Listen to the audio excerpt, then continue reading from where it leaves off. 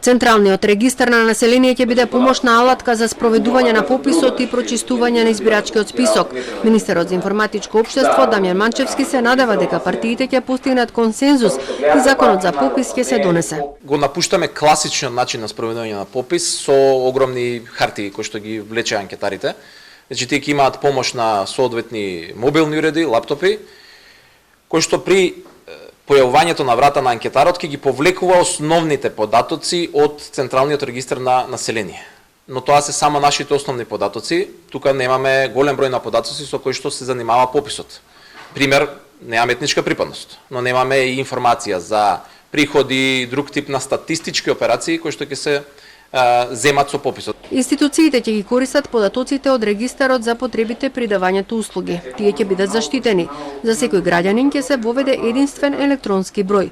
Проектот чини 5 милиони евра и е финансиран од Европската унија.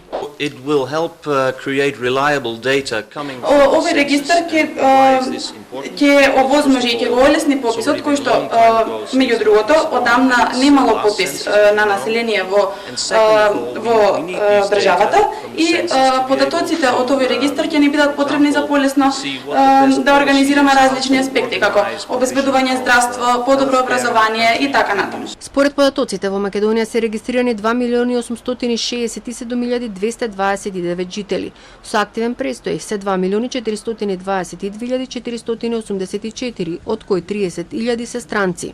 175.553 се пријавени дека живеат во странство. Нема податоци за оние кои напуштиле државата и се на привремена работа во странство.